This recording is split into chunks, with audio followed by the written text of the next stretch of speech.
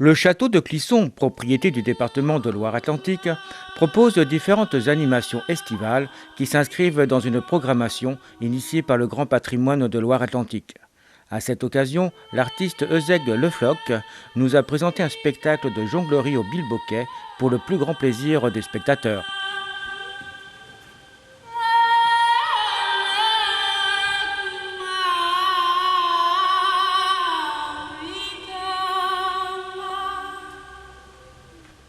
C'était très agréable, le public à Clisson, là au château de Clisson, était vraiment très sympathique, attentif, vraiment attentif. Et ils ont beaucoup ri, donc je comprends qu'ils ont quand même aimé, j'imagine. Bien que l'origine du jeu du bilboquet soit assez obscure, il semblerait qu'il soit apparu en France, fin du XVIe siècle, voire début du XVIIe. Son créateur serait Bill le Boquet. Le roi de France, Henri III, lança la mode du bilboquet lors de son règne de 1574 à 1589. Le jeu consistant par un mouvement d'adresse, de lancer la boule retenue par la ficelle en n'utilisant qu'une seule main, de façon à ce qu'elle retombe sur la tige et s'y enfile seule. Eusègue Lefloc, quant à lui, n'est pas seulement un joueur de bilboquet. Je suis jongleur clown. Et évidemment, aujourd'hui, le personnage de clown n'est plus celui qu'on connaissait au temps de Barnum et de Zavata.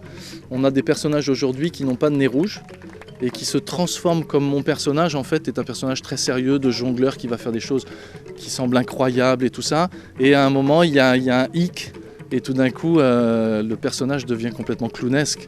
Donc, ce que je trouve intéressant dans cette approche, c'est que on va vivre les 3/4 du spectacle quasiment avec un personnage clownesque qui en réalité n'a pas de costume de clown du tout, qui est au contraire un costume plutôt sérieux.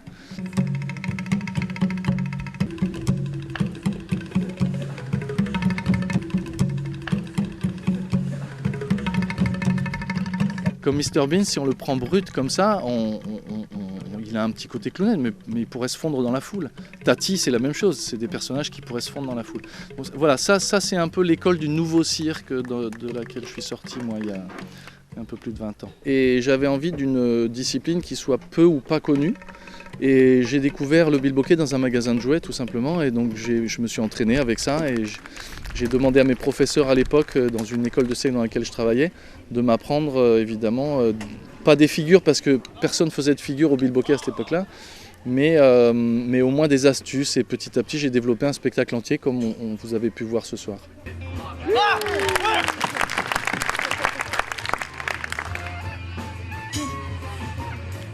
Alors, ce spectacle-là a 20 ans, donc je l'ai créé en 96. Évidemment, en parallèle, j'ai monté beaucoup de spectacles, fait beaucoup de mise en scène et joué dans plusieurs spectacles, heureusement. Mais celui-ci a continué à vivre comme ça tout au long de ma carrière. Et je prends beaucoup de plaisir à revivre ce spectacle qui change à chaque fois. À chaque fois, il y a des petites improvisations qui changent. La couleur du spectacle, c'est très agréable. C'est vraiment. En plus, il y a une partie interactive, donc c'est aussi très chouette de rencontrer un spectacle dans lequel on a des moments complètement différents de la veille et du lendemain. L'idée, c'est de montrer un nouveau jeu. Après, c'est un prétexte quand même à raconter l'histoire d'un personnage qui est seul, qui se prend très au sérieux et qui, au bout du compte, ne contrôle pas grand-chose. Et je crois que c'est l'histoire qu'on vit tous à notre façon, chacun dans nos métiers, chacun dans nos environnements sociaux, quels qu'ils soient. On se prend au sérieux, on se prend moins au sérieux, tout ça. Puis là, c'est une histoire condensée d'un personnage qui raconte ça. Le bilboquet reste quand même un prétexte d'expression. C'est l'idée de l'universalité du spectacle. Moi, c'est ce qui me parle depuis le début, c'est pour ça que je suis allé dans cette direction. Avec un objet qui est effectivement assez français, mais qu'on retrouve sous différentes formes dans le monde entier. Et qui dit monde entier, dit tournée internationale. Alors en fait, depuis 20 ans, j'ai fait 40 pays avec ce spectacle. Donc il y a des régions du monde dans lesquelles je ne suis pas allé, mais à part l'Océanie, en fait, je suis passé partout quasiment. Mais là, je me rends compte que c'est grand, hein.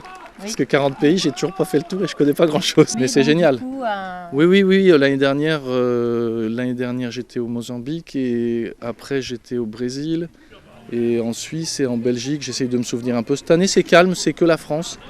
Mais c'est calme, c'est que la France. En même temps, je fais Tours, Lille, etc., etc.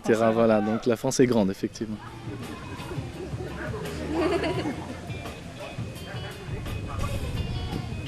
Vas-y.